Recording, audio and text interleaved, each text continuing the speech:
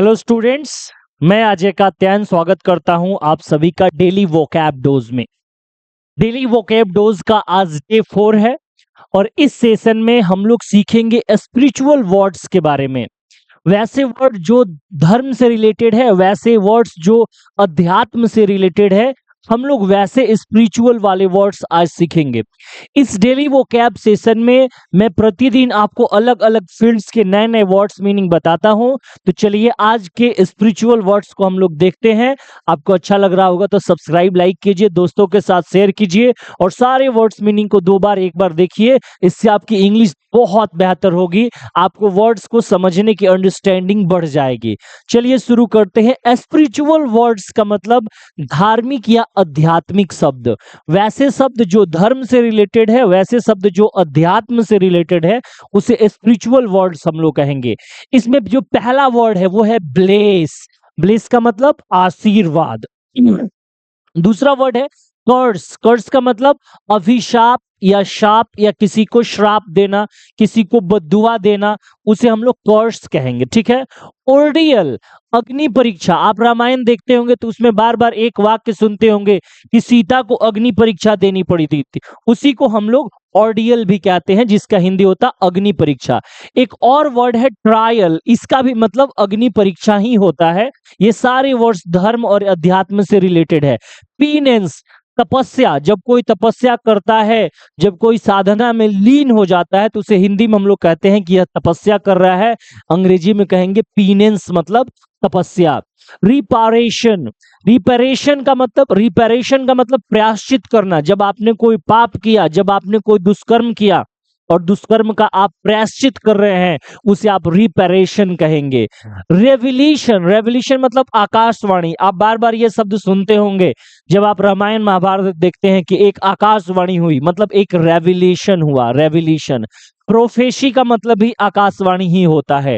Oracle का मतलब आकाश ध्वनि। मतलब ये तीनों वर्ड जो है वो एक दूसरे से रिलेटेड है, चाहे वो ओरेकल हो या वो प्रोफेसी हो या वो रेवल्यूशन हो। ये तीनों वर्ड का कहीं ना कहीं मतलब जो है वो एक दूसरे से मिलता जुलता है। ठीक है। ओरेकल के बाद अगला रिनंसिएशन। रिनंसिएशन याद रखिएगा, रिनंसिएशन मतलब होता है सन्यास। जब कोई सन्यास हो जाता है, मोह माया दुनिया से भंग हो जाता है और वो सन्यास ले लेता है, तो उसे हम लोग कहते हैं रिनंसिएशन। ठीक है। एटोनमेंट। देखिए अभी मैंने आपको एक और वर्ड पढ़ाया था प्रायश्चित के लिए, और एक नया वर्ड भी है। एटोनमेंट का मतलब भी प्रायश्चित होता है। सैंक्टिटी।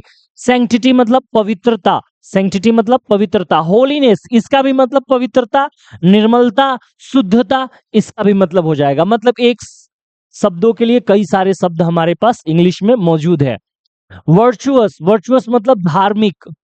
जो भी धर्म से रिलेटेड होता है उसे हम धार्मिक कहते हैं, और अंग्रेजी में उसे क्या कहेंगे? वर्चुअस कहेंगे। वॉ, जब कोई प्रतिज्ञा लेता है, शपथ लेता है, तो उसे वॉ कहते हैं। ठीक है। डिवोशन। डिवोशन माने होता है भक्ति। जब कोई भक्ति करता है, साधना करता है, अनुराग करता है, तो उसे हम लोग डिवोशन कहेंगे। वर्शिप। वर्शिप का मतलब पूजा। जब हम लोग पूजा करते हैं, प्रार्थना करते हैं, तो उसे वर्शिप कहा जाता है। हियर आफ्टर, हम लोग कहते हैं ना मरणोपरांत जीवन, जो हमारे मरने के बाद का जीवन होता है उसे हम लोग हियर आफ्टर कहते हैं। ठीक है। इवर लास्टिंग। हम लोग बार बार देखते हैं कि राक्षस जब पीनेंस करते हैं अर्थात तपस्या करते हैं, तो हमेशा अपने लिए ऐसा ब्लेसिंग मांगते हैं कि उन्हें इवर लास्टिंग कर दिया जाए, मतलब अजर अमर। इवर लास्टिंग का मतलब क्या हो जाएगा बेटा? अजर अमर। रिपेंट मतलब पश्चाताप। जब आप कोई कार्य कर लेते हैं और उसका पश्चाताप करते हैं तो उसे रिपेंट कहा जाता है। इसी से रिलेटेड शब्द है प्रायश्चित। पश्चाताप और प्रायश्चित दोनों में अंतर होता है। रिग्रेट, किसी से आप क्षमा मांगते हैं, किसी से क्षमा याचना करते हैं, उसे रिग्रेट कहते हैं हम लोग।